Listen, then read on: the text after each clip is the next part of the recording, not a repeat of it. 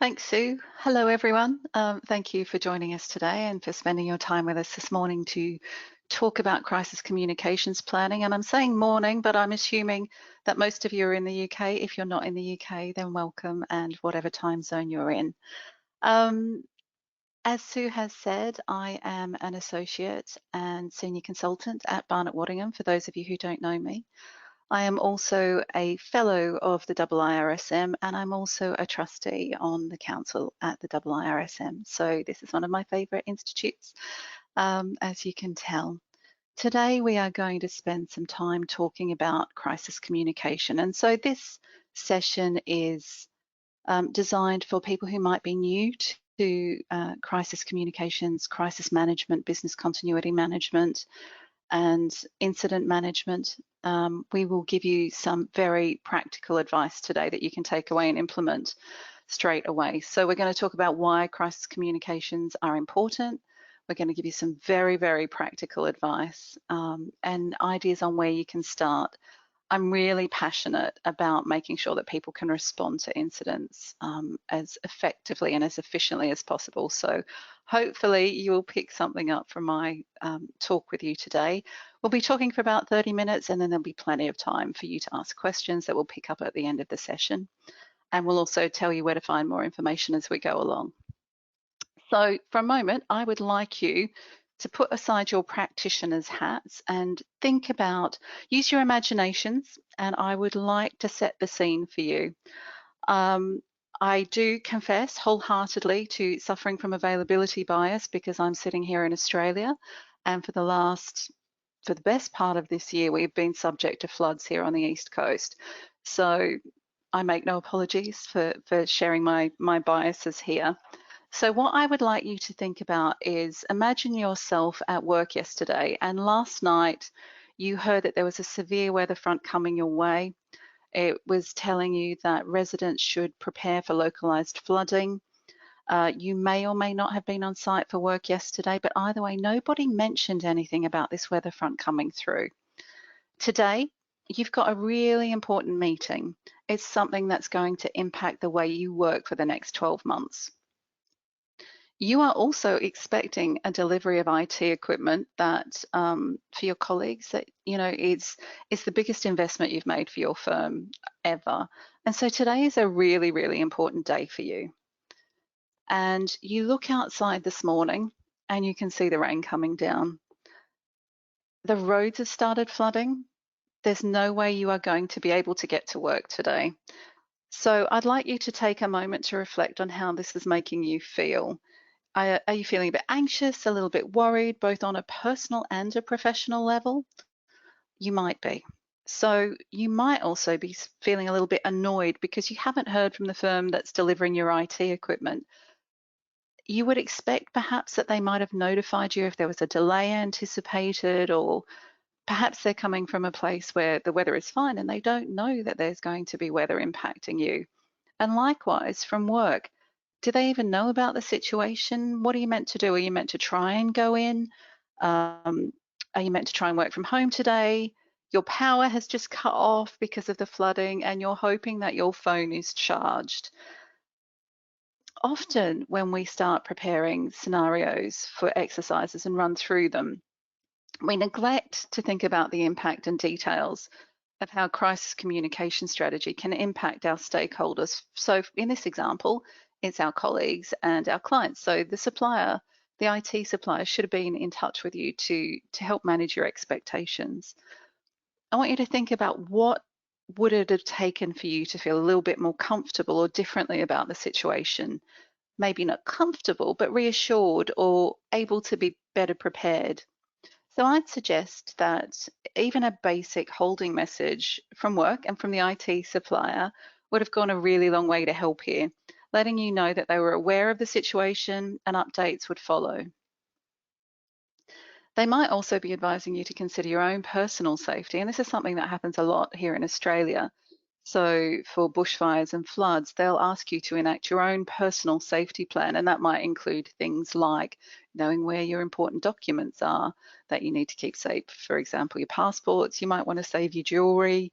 What about your pets? And things like having a grab bag with some clothes and your medications is really important. But putting the personal plans to one side, what could you have done professionally? If you had have had some notice about this, perhaps you could have postponed your meeting. Instead, you're trying to fill an information vacuum with speculation and possibly even fear. So this is a simple, really simple example about how crisis communications can impact not only yourself, but your organization and be helpful, if not critical, in managing that situation. And sometimes incidents occur that not only impact your organization, but the wider community. So keep that in mind as well. Let's come back to the reason that we're all here today and talk about some of the practical steps that you as a practitioner can take to help influence your organization's corporate communication strategy. Now, some of you may already have a crisis communications team or a PR function, and that's great. Use some of the information you hear today to bring them with you. But the rest of the session will focus on those of us who don't have that in place and what strategies we can use to help us make sure that we're better prepared and more resilient. So you might have already done some stakeholder mapping as part of your business continuity strategies and design. If you haven't, this is a great place to start. Think as widely as possible about your stakeholders, and here are some examples to start you off and get you thinking about who that might include. So while you might not need to send official communications to all of these people, it's a great way to start prioritizing your communication strategy, your crisis communication strategy. You might like to create a checklist and add it to your plans and assign communication responsibility for each stakeholder so that you know who is responsible during an incident for communicating with whom. For example, you might want to delegate the responsibility of contacting your building manager or your landlord to your office manager if you have one, and document that in your business continuity plan. Obviously, that person needs to know they're in the plan and they need to know that that's their responsibility, but making sure that you've got as much detail captured in your plan as possible. So for example, mobile phone details, email addresses, policy numbers for insurance policies, all of those kinds of details are really critical and important so that you are able to communicate with people quickly and easily during an incident. I would also advocate for keeping electronic and paper copies, and I know that means a lot of updating, but having been involved in a global cyber incident, I can tell you that having both is really, really helpful and useful. Once you've got a list of who you know you need to communicate with during an incident and their general levels of priority for different types of incidents, then you can start thinking about whether you can group some of those people together for the purpose of creating some templates and template messages that you can then tailor to fit various scenarios. So here are some thoughts around ways you can communicate in different channels. So emergency messaging systems are great. You may or may not have one. Usually they're hosted outside of your organization's network, which makes them very attractive, particularly during a cyber incident. And we'll talk a little bit about cyber incidents a bit later. So these are great because they can reach large numbers of people. You can segment different groups of people, and you can have clear and consistent and timely messaging. And that is critical during an incident. You need to get that information out quickly and as easily as possible. With or without such a system, it's important to think about what channels you might want to use to push out messages and also bring people towards a central source of information, because that can be a helpful way of communicating with people rather than sending lots and lots of messages. You might want to have a central repository for that information. So while an obvious method of communication might be email, what about if email is down? What if your emails have been hacked or you are in a cyber incident? You need to think about how you might template and tailor your messages and craft those templates to reflect the fact that you might need to do that via an SMS or another channel. You might also want to think about being able to have a holding page on your website that could be used as a place to store the most up-to-date information on the incident. By directing people to this page, you can avoid the need to create multiple templates and multiple template messages. And I've just referred to that. And I'll give you an example in just a moment.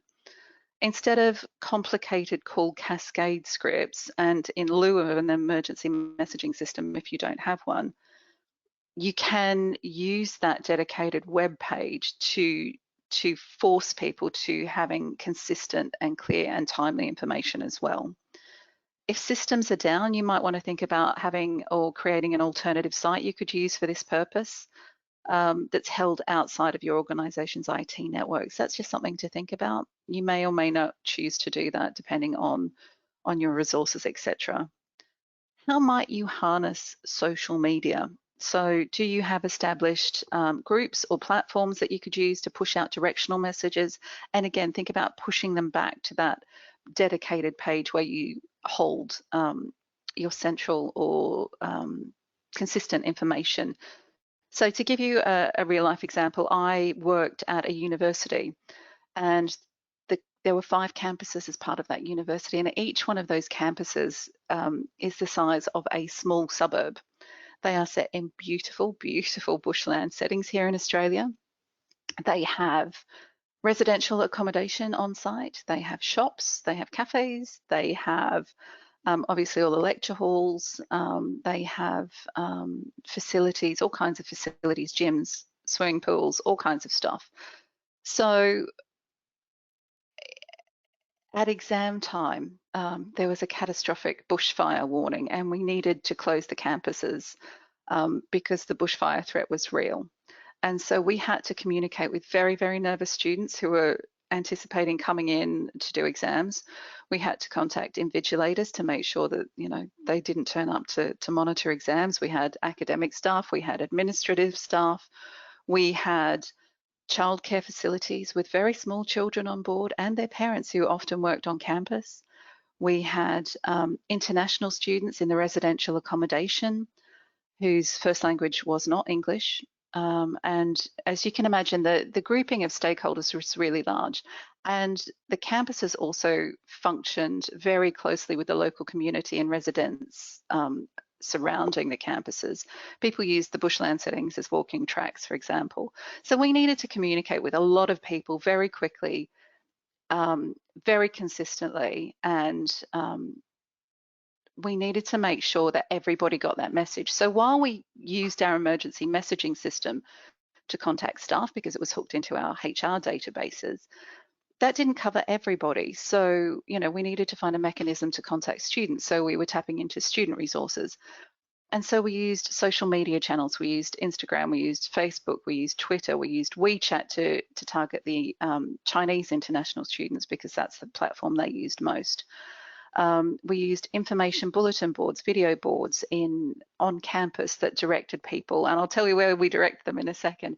We also used local television and radio channels as well, and we put up a dedicated web page that we updated on a regular basis that held the latest information. And even when there was nothing to tell people, we told them there was nothing, no further updates at the moment. The next update will be in 2 hours or whenever. And so by harnessing all of those multiple channels as part of our comms strategy, which we had planned, we were able to reach the greatest number of people as efficiently as possible, and people knew where to go to get updated information, and we kept pointing them there. And so it was a very successful incident. You know, we got through it. There was no bushfire, but the comms strategy was really critical to making sure everybody knew what they were meant to do. And so I guess one of the other key learnings from this is whatever you decide to do for your own organisation, you need to make sure your colleagues and your other stakeholders know what's expected of them during an incident. So again, depending on the nature of your organisation, you might want to start thinking about how you communicate to stakeholders outside of your organisation. And what we tend to see is people are starting to put lines in their terms of business or their supplier contracts or any other kind of communications with contractors on, in the event of an incident, please go here for the most up-to-date information. And again, that can be that holding web page or whatever channel you choose to be using during that incident. Before we talk about templates, I just wanted to mention why having templates and some pre-prepared strategies is really important. During an incident, your nervous system will kick into play and you will be pushed into fight, fright, or freeze mode. That was a bit of a tongue twister. Um, and there's no telling which one will hit you. And I've seen people respond in every which way to this. I've seen people cry. I've seen people shake. I've seen people get very sweaty. I've seen people get up and leave the room. All of those are natural reactions, but by having some pre-prepared materials in place, you can feel as though you can have some control back in this situation. It will mean you've got less decisions to make in the initial stages of an incident, and that's really important because that adrenaline will be coursing through your body. And the templates will get you into that response rhythm that you'll need so that you feel as though you're easing into your match fitness or your muscle memory. It takes a lot of that stress response away because timing and action are really critical at the beginning of an incident, especially. It's also really important to test the understanding of your templates and messaging ahead of time. So remember that the people on the receiving end of your messages might also be stressed and their comprehension levels might also be compromised. So practice composing messages using your templates that you've created and test with a safe audience, how they understand and comprehend and receive those messages. And be prepared to tailor and adapt based on that feedback, because it's much better to be prepared in the preparation phase ahead of any incident happening than causing confusion during an incident. So now that you've thought about your stakeholders and your available channels, it's time to start thinking about your templates to help you during an incident. And on the screen is a very basic message that you can use. So I always like to start with a basic holding message that can be applied to almost any situation.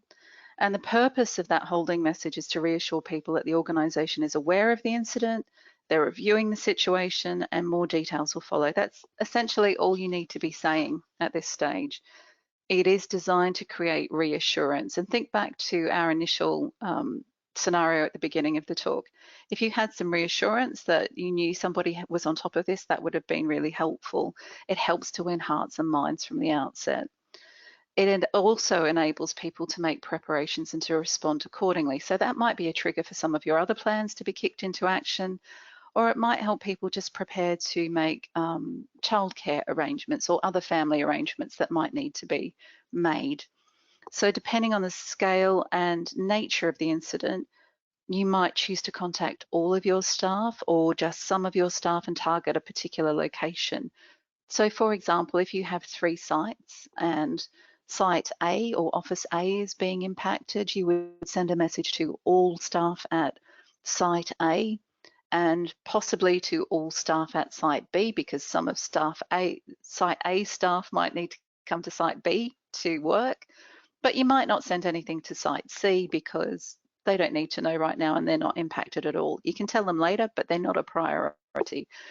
So capture those kinds of details in your plans and your strategies as well. That's really important. And in almost every instance, there will also be additional stakeholders that you will need to put on notice for these types of messages as well that you might not have considered initially. So think about internal contractors. Think about suppliers delivering things to you. You might have a cafe on site, for example, that is an outsourced cafe. How will you make sure those people know not to come into work today? Or you might have outsourced administrative functions, or you might have contract cleaners. How will you contact them to make sure that they're aware of the situation? And put those details into your plans and strategies as well. And you might want to create templates to contact them as well. In the case of a cyber incident, a holding message might be placed on the firm's website if it's still available, or you might want to push it out through social media channels if appropriate. Have a think about that. And I'll talk about cyber communications in a moment. Some organisations will also choose to check on staff welfare at this point, depending on the nature of the incident. So factor that into your initial template as well. And consider your audience at that stage too. Now, Some people don't like to create templates because they say, well, I can't create a template for every type of incident. Well, I'm here to tell you that you don't need to. Um, Often people avoid creating comms templates because they believe there's too many possible scenarios. And remember that you are often communicating to reassure people that somebody's got this. The incident's acknowledged and further information is going to be forthcoming. Each incident will turn on its own facts, and messaging can be tailored when you know more about it.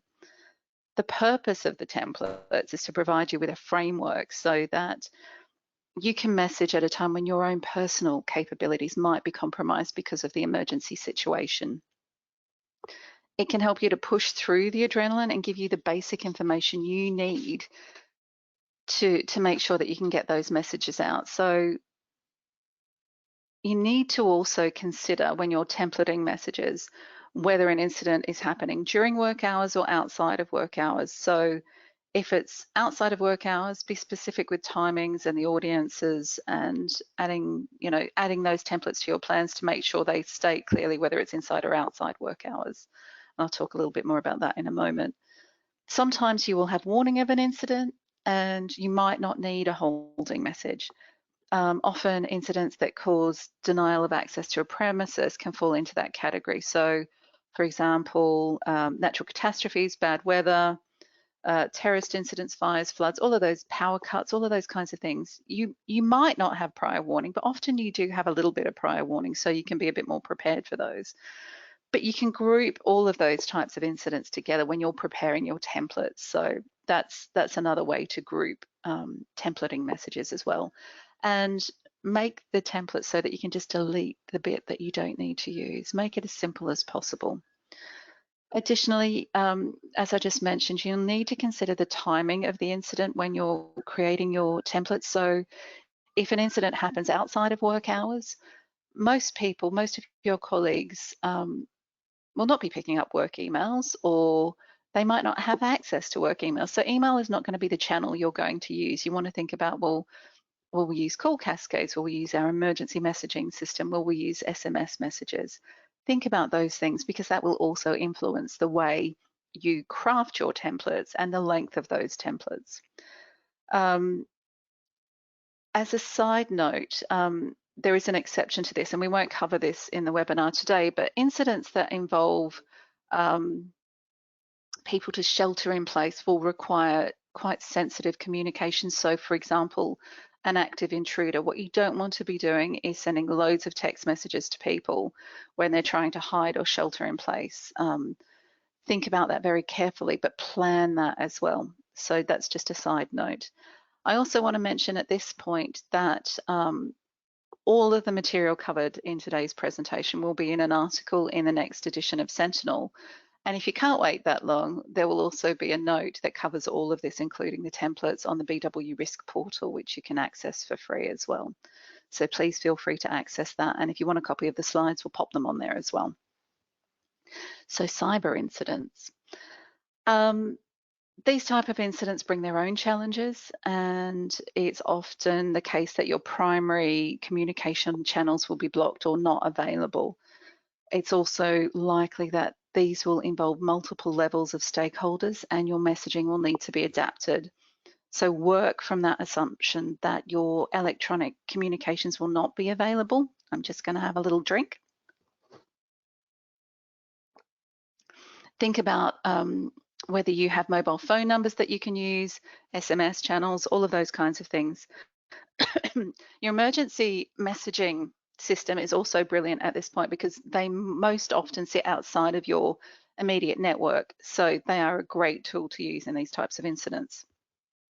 Again, the initial message to staff can be adapted using one of the previous messages that we've discussed, including details of when to expect updates, etc., and where to go to find the most up-to-date information, but also consider including the fact that you might not want them to access a particular application or a particular system because it might make things worse. So you might say, don't access the HR system, or don't access your document management system, for argument's sake.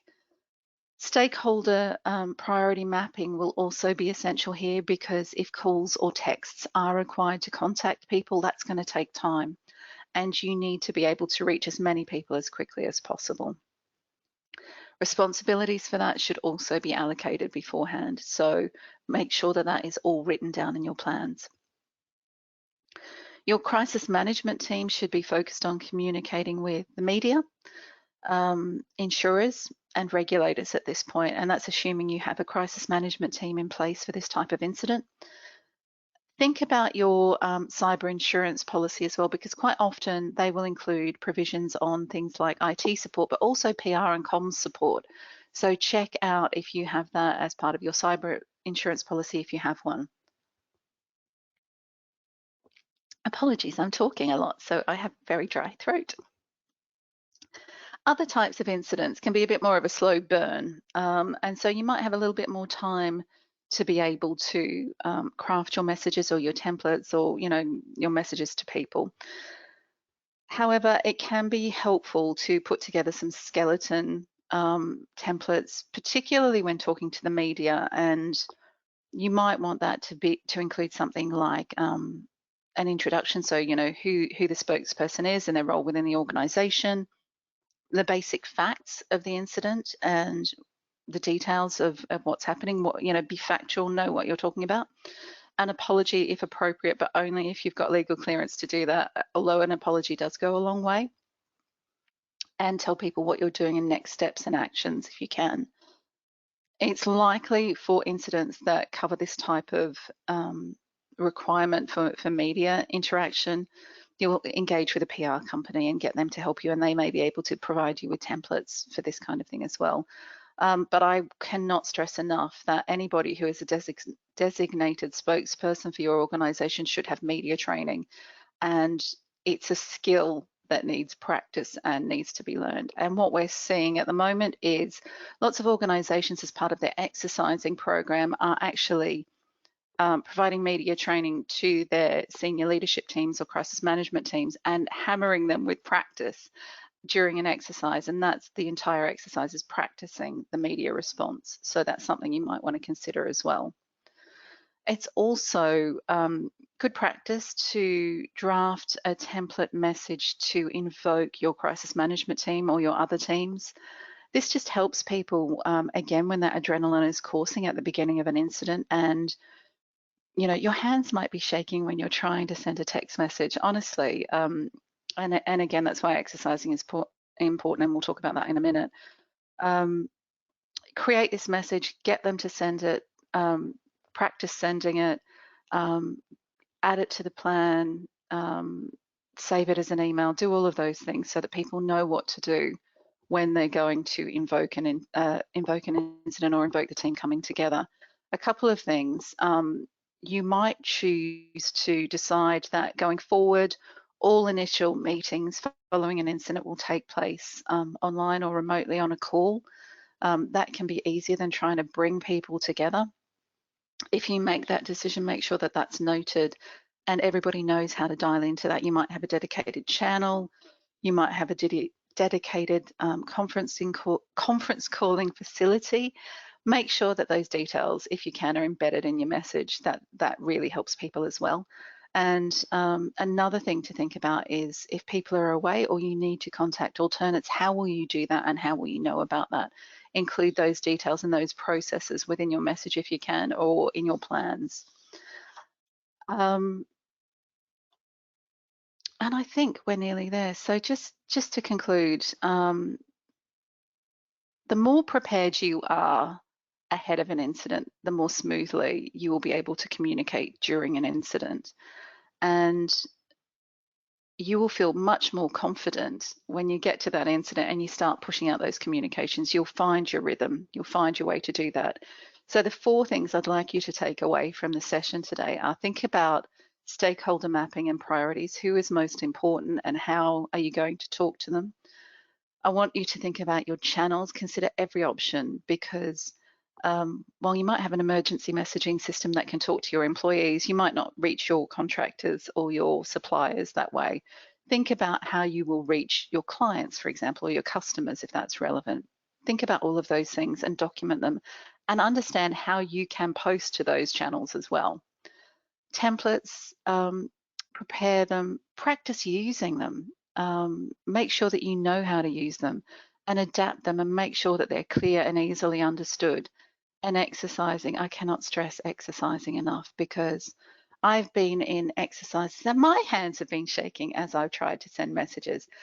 The more you practice, the more confident you will become. You will slide into that rhythm that I keep talking about, and you'll be much more effective, and your organisation will become much more resilient if you do this. Nobody does crisis communications exceptionally, but the more you practice, the better you become, and the the more resilient you become, and the more people will value your reputation as well. It will enhance your reputation if you do this well. So that's a lot of me talking, Sue. Do we have any questions? I'd like to thank you for your attention so far. We do have some questions, and just a reminder that if anybody else that's watching wants to ask additional questions, please do so by clicking the speech bubble icon on the right of your screen. You can type in your question there, but we do have a few to kick off with. Fantastic. The first couple is all about anticipating this sort of crisis behaviour in our teams. What can we do to sort of preempt that? How can we anticipate how people within our teams might actually react in a crisis situation? That's a great question, and that is what exercising is for. So the more you exercise and the more you bring your teams together, you will understand how people's behaviour might manifest during a crisis. I have exercise teams all over the world, and I have had very, very senior leaders break down and cry during an exercise. And it's better to know that during an exercise than during an incident. And obviously, you need to deal with those types of, people are triggered by all different kinds of things. So it's better to know that when you exercise a team and you practice than during an incident, so that, that person might be able to be swapped out. But it also helps bring that team together and I know I keep talking about muscle memory, but to enable them to respond as a team during an incident. And that will also build that resilience within that team so that they can support one another during a real life incident, because people's responses will shift and change over time. People get tired, people get emotional. So if you build that team spirit, that's also really helpful. But the short answer to that question is exercising. I hope that covers what that person was asking for. Yeah, I think so. Very well, thank you.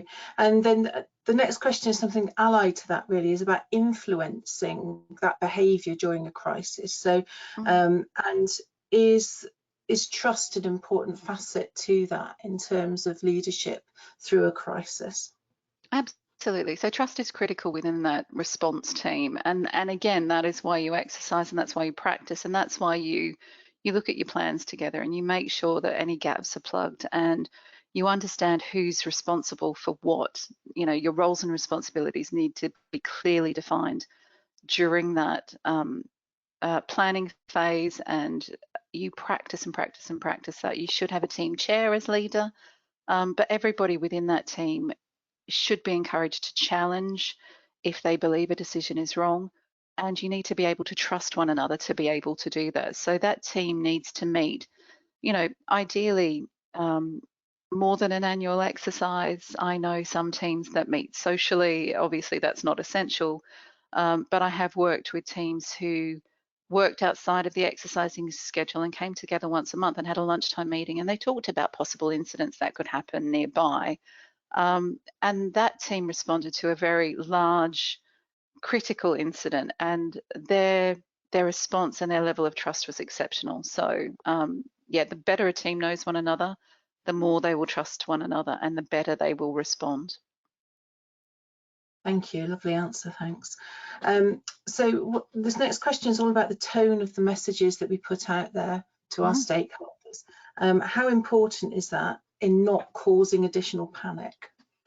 That is absolutely critical. So again, being really factual, being really clear, and testing those messages. It comes back to testing them. So, some of them you can template. If you have people within your organization who are communication specialists, bring them into the process. You know, this is their gift. This is how they know how to do this. Absolutely critical not to cause panic. I have seen messages go out to organizations asking people to shelter in place when that was a phrase that had not been used before. And so people thought they had to hide under their desks. It was an inappropriate message and should not have been sent. So yes, absolutely critical that you get the language and the tone right. And if you're the person who is charged with doing that, practice, just practice, and seek feedback. It's easier said than done. But again, if you can template some basic messages, that can be helpful.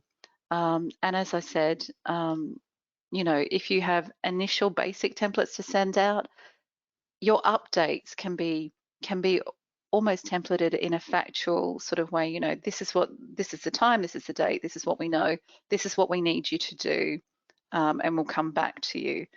Often these messages are directing people to take a certain action.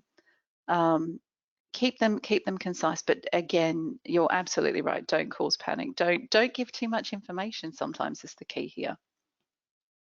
Right, thank you. And next question is, should we be capturing the decisions being made? Absolutely. Every decision you make, every action you take should be recorded in an action and decision log. And if you're interested, there are action and decision log templates on the risk portal as well. As you go along, you should be making a note of what is being said and what is being done, not only for your own benefit, so that at each subsequent meeting you have as a team, you know where you're up to and you know where the actions have been taken and you can close them out, but you can use them for insurance purposes. Regulators quite often come in and ask to see your action and decision log. If there's any subsequent litigation, if something happens that is serious and your questions about your decision-making processes, you can provide evidence by using your logs. So absolutely critical to do, absolutely critical. Thank you. And then following on from that is a question about reflection after a crisis and how you go about actually thinking about, you know, how we evaluated our response in a particular crisis and what we then do, you know, to move things forward. So yeah, absolutely. Yeah, absolutely essential. Lessons learned is critical, and it comes back to that question on trust.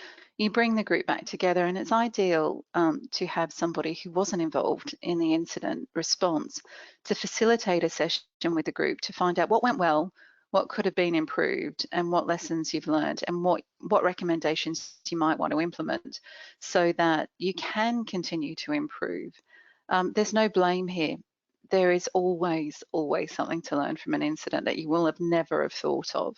And that's what's valuable about not only incidents, but also the exercising process, because every exercise I've ever conducted, the team always thinks of something they want to add to their plan. And it might be specific to that team and that plan, or it might be, you know, you might roll it out across a large organization because the thought or the idea is so valuable. But those lessons learned are gold dust, absolute gold dust. And what sort of time frames are we looking, would you advise? Is that, you know, immediately after the crisis? As soon as possible. But with something like the pandemic, for example, what organizations were doing, because this was going to be a long tail incident, they were having interim lessons learned sessions. So when they were able to sort of stop and draw breath, they would sit down, accumulate a list of lessons learned and feed them back in and then keep going. If it's a short-lived incident or an incident that, you know, is finite, then as soon as possible after, so that you don't lose that momentum and you don't lose those learnings, because people forget, and quite often if it's a traumatic experience, you do want to forget, and people do choose to forget, consciously or unconsciously, as a survival mechanism too. Okay, thank you both so much. I'm just checking if we've got any more questions. The ones we've had in so far have been absolutely fantastic, so thank you for pushing those through. No, I think that's it. I don't think we've got any more questions. So I think we'll leave it there for today. So thank you, Carla, for Great. sharing your knowledge with us. Thank you for everybody that's joined us today. Oh, no, there's one's just come through. Sure. Question then, should there be a consideration to seek alignment for media messaging and company responses with which agency is the lead for resolving the issue? Yes, I think I understand that question. So absolutely.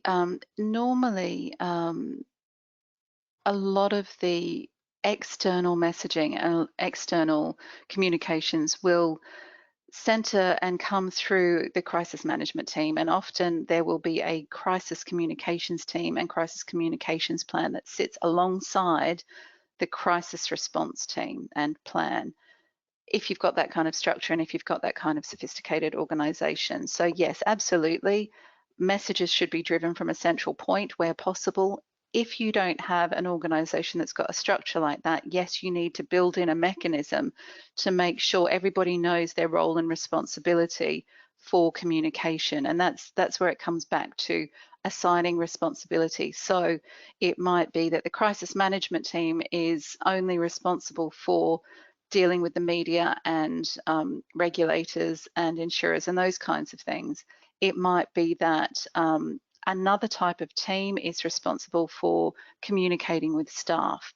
It might be that another kind of team or another group of people are responsible for communicating with clients.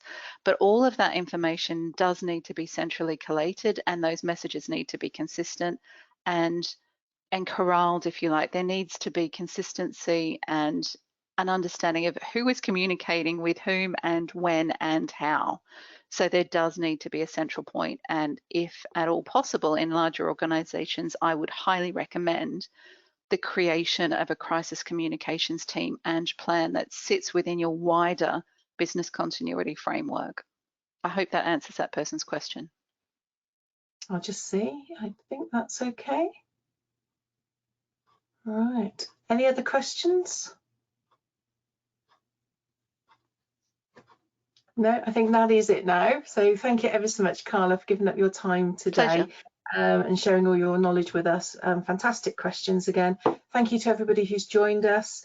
The recording will be on the IIRSM Resource Hub later today, so you'll be able to recap on anything in your own time. And I know I'm sending a recording to Barnett Waddingham as well, so that can go onto your hub as well. So we'll end the webinar here. So I hope you all have a great rest of the day, and we hope to see you soon at another IIRSM webinar. Thanks ever so much for joining us. Thank you, Carla. Thanks. Bye. Bye-bye.